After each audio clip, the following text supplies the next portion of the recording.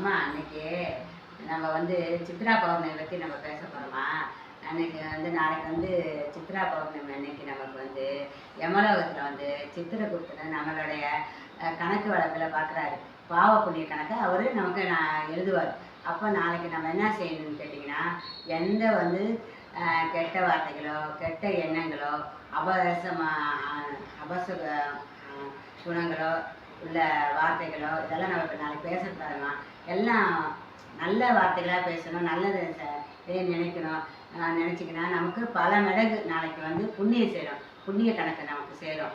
மேலும் அந்த தினத்தில் சிவபெருமானை போய் நம்ம வழிபடணும். கோயிலில் போய் சித்திரகுப்தரையும் நம்ம வணங்கணும். அன்றைக்கு காலையில் குளிச்சுட்டு விநாயகரை வந்து நம்ம கும்பிட்டுட்டு சரஸ்வதி தேவி கும்பிட்டுட்டு லட்சுமி கும்பிட்டோம்னா நமக்கு செல்வம் பிறகும். அப்புறம் நம்ம வீட்டில் இருக்க கஷ்ட நஷ்டங்கள்லாம் மறையும். அப்புறம் தீராத கடன் இருந்தால் கூட அது நமக்கு நிவர்த்தி கிடைக்கும்.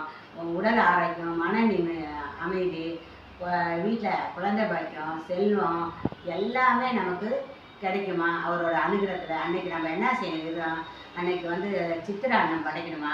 அவருக்கு என்ன பண்ணணும்னு கேட்டிங்கன்னா, அப்போல்லாம் என்ன செய்வாங்க, கொத்தோட மாங்காய், கொலையோட தேங்காய், நொங்கு கொலையோடலாம் அப்போ வச்சு 3 வச்சு சாமிக்கு படைப்பாங்கம்மா. அவருக்கு எப்படி சாயந்தரம் நேரத்தில் என்ன செய்யணும், அந்த சித்திராண்ணனா புளியோதரை, பொங்கல், அப்புறம் நமக்கு வந்து தேங்காய் சாதம், எலுமிச்சம்பழம் சாதம், தயிர் சாதம், அவருக்கு அதெல்லாம் பிடிக்கும். அதெல்லாம் வச்சு நம்ம எல்லா காயும் போட்டு கூட்டு பண்ணி சாயந்தரம் வேலை செஞ்சு நம்ம பௌர்ணமி இருக்கு இல்லைங்களா, நிலவு வரப்போ நிலவு பார்த்துட்டு நமக்கு அதுக்கு தீபார்த்தனை காட்டிட்டு நம்ம மாடி மொட்டை மாடியில் நிலா வெளிச்சத்தில் நம்ம சாப்பிட்றோம். அன்றைக்கு நம்ம மதியானத்தில் என்ன செய்யணும், அதாவது இந்த நீர்மோர், பானாக்கம், குளிர்பானம் நம்ம விநியோகம் பண்ணலாம்.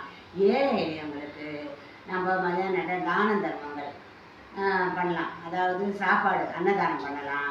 உங்களால் முடிஞ்சது குழந்தைங்க படிப்பு செலவுக்கு இதெல்லாம் செய்யலாம். நீங்கள் செஞ்சீங்கன்னா பல மடங்கு நமக்கு பெருகும். அவர் வந்து நமக்கு அன்னைக்கு நல்லதே நினைப்பார். அப்புறம் நம்ம பிள்ளைங்க படிக்கிறாங்க இல்லையா, புக்கு பேனாலாம் வச்சு அதை ஓம்னு சொல்லி எழுதி நம்ம சாமி ரூமில் வச்சு அவருக்கு நம்ம ஒரு நெய் தீபம் ஏற்றி அவரை வழிபாடு செய்யணும். அப்போ வந்து நமக்கு அதாவது மாலை நேரத்தை செஞ்சு நிலவு பார்த்து தாம்மா சாப்பிடணும். நல்லதே நினைங்க, நல்லதே நடக்கும்.